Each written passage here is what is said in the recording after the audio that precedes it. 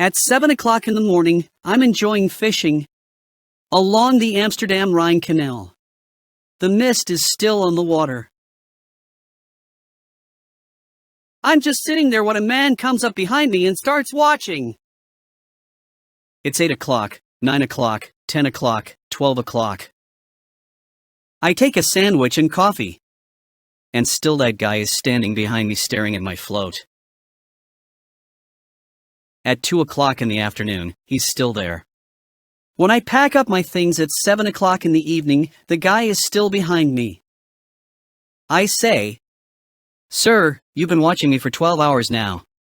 Why don't you buy a fishing rod? You could go fishing yourself." The man says, "Sorry, but I really don't have the patience for that."